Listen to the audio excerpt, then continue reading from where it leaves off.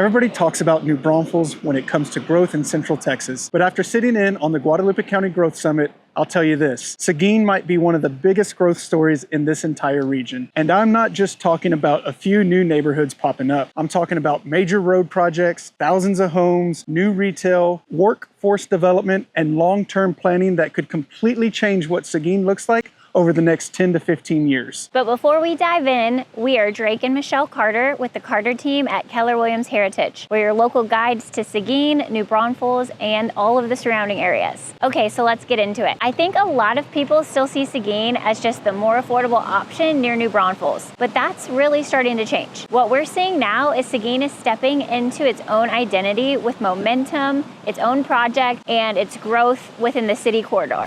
One of the biggest things that stood out is just how fast Seguin is growing. They talked about around 18,000 homes in the pipeline and a population of around 40,000 people right now. If even a big portion of those homes get built, you're looking at the city potentially doubling over the next decade. That's a massive shift. And it makes sense when you look at where Seguin sits. You've got I-10 access, you're close to San Antonio, New Braunfels, and still connected to Austin. People are getting priced out of other areas, and Seguin still has land, opportunity, and room to grow, which is a huge deal right now.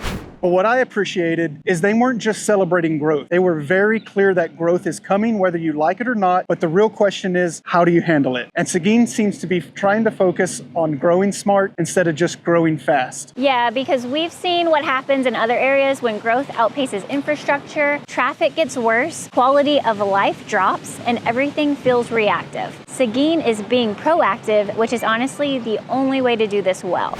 So if there was one theme that kept coming up in the Growth Summit, it was infrastructure. Roads, utilities, drainage, all of it. Seguin has over $100 million in roadway projects tied to things like Cordova and Rudolph, helping connect major parts of the city before everything fills in. And that's really huge because those connections determine how a city functions long term. They also talked about Highway 46 and I-10. Those are the major corridors, and improvements there are going to impact everything from commute times to development patterns.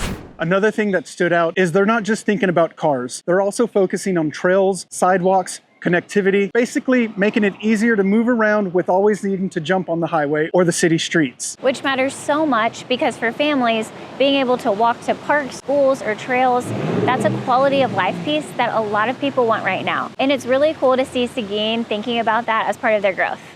They've also raised development standards quite a bit. Better driveway spacing, drainage requirements, all of that might sound technical, but it basically means they're trying to avoid problems before they happen. And that's great because once a city is built a certain way, it's really hard to fix. So making better decisions now can save years of headaches down the road.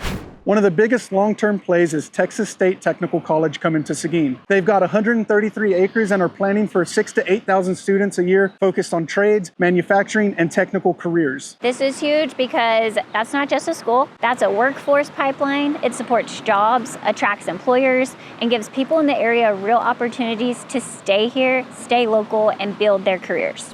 On the housing side, one project that stood out was Walnut Springs. It's a master plan community with parks, trails, and around 80 acres of open space. This isn't just more rooftops, it's a more of intentional type of development. And that's the shift we're seeing. Not just more homes, but better planned communities. Places where people actually want to live, not just somewhere to sleep. And with living, you want retail. So that's another big piece. Seguin has the rooftops ahead for a while, but projects like the Seguin Town Center off of I-10 and 46 are finally starting to bring more shopping, restaurants, and entertainment into the area. Seguin recently opened a new retail center off of 123 and I-10 with a Hobby Lobby, Academy, in addition to other retail options. And that's something people really care about every day. Being able to stay local for groceries, dinner, and activities instead of driving out of town, that changes how the city feels. You don't always have to go to New Braunfels for everything. There's also a proposed boutique hotel downtown, about 100 rooms, event space, restaurants, all designed to bring more life and activity into the downtown area, and other local business owners are helping revitalize downtown with the 1908 bar, the Black Door Steakhouse, and Burnt Bean. Which we love because Seguin already has so much charm. This just gives people a reason to stay, visit longer, and experience it more.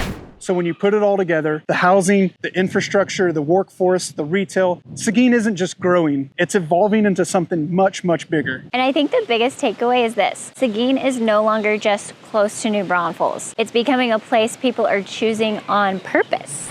So if you've been overlooking Seguin, now's the time to start paying attention, because if they keep aligning growth with infrastructure and quality of life, this could be one of the most important markets in the entire corridor. And if you're thinking about moving to Seguin, investing here, or just want help comparing this option to others, reach out to us. We'd love to help you navigate the process. And if you enjoyed this video, please like, subscribe, and we'll see you in the next one.